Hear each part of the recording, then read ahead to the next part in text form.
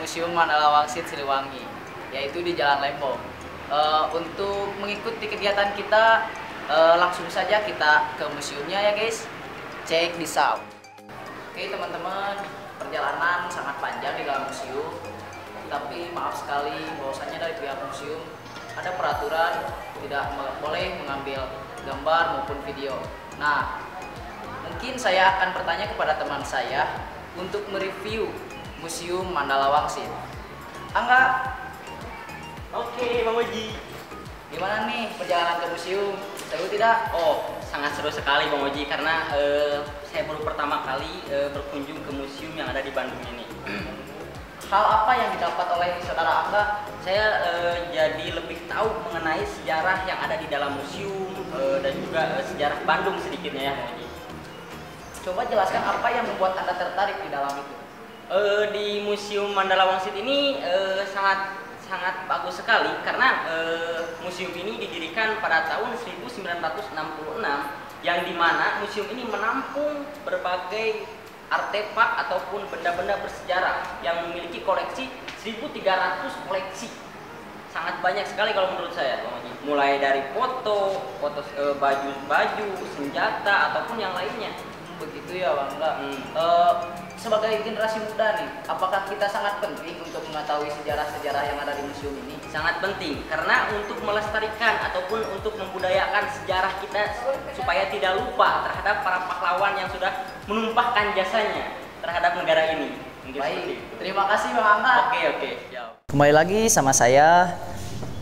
Tadi saya memanggil teman saya, saudara Angga, bahwasanya kita sebagai generasi muda harus mengetahui nilai-nilai sejarah yang ada di Museum Mandala Wangsit Siliwangi. Tapi ada hal-hal yang belum kita perdalam. Untuk itu saya memanggil narasumber yang sangat brilian dan cantik tentunya. Untuk Teh Mary, come. Halo. Perkenalkan dulu dong. Ya baik, di sini perkenalkan nama saya Neng Mary Ratnasapuri, saya dari Prodi PPKN Uninus. Neng Mary ini kan tadi udah jalan-jalan ya di museum. Ya. Bagus gak museumnya? Bagus. Di sini di museum ini sangat tertib sekali, mungkin karena di sini di bawah naungan Tentara Nasional Indonesia. Jadi di sini ada beberapa peraturan yang diterapkan di museum ini. Di museum ini diantaranya itu kita tidak boleh memegang koleksi-koleksi yang ada di museum ini. Lalu kita juga tidak boleh memvideo, tidak boleh memfoto apa yang ada di dalam museum ini. Begitu Kang Oji. Hal apa yang didapat Neng Mary setelah jalan-jalan di museum tadi? Apakah sejarahnya dapat atau nilai-nilai yang didapat itu apa aja? Ya, tadi saya melihat di sini ada beberapa peninggalan-peninggalan dari masa ke masa. Dari pertama itu tadi saya melihat dari pemberontakan DITII, ya. Di mana di situ ada beberapa senjata-senjata yang digunakan oleh Tentara Nasional Indonesia yang digunakan untuk menyerang para DITII itu.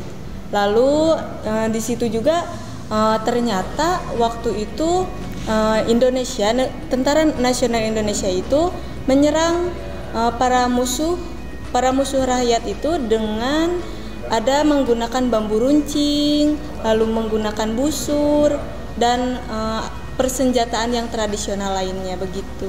Apa sih yang paling menarik di Museum Mandala Wangsit ini menurut Neng Mary?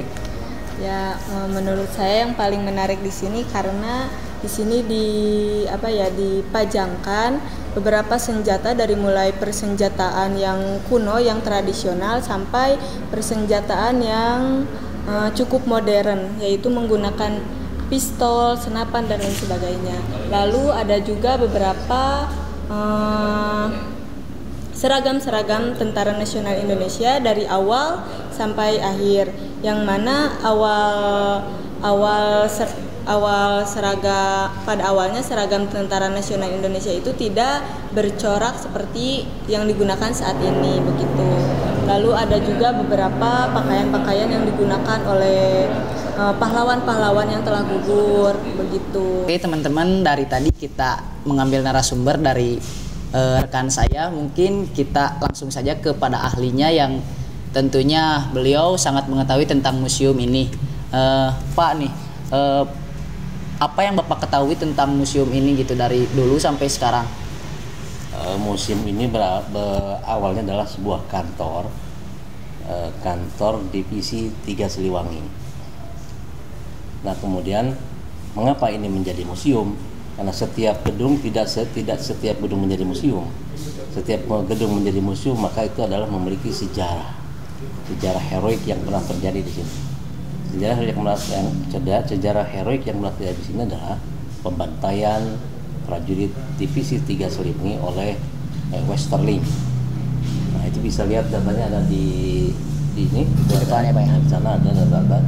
Termasuk adalah salah seorang pamen yang bernama yang sekarang diabadikan menjadi Jalan Lembong, itu Adolf Lembong, Letkol Adolf Lembong. Itu adalah sesungguhnya dia adalah tentara prajurit, tapi nama itu memang tidak sempurna, harusnya Jalan Letkol Lembong harusnya.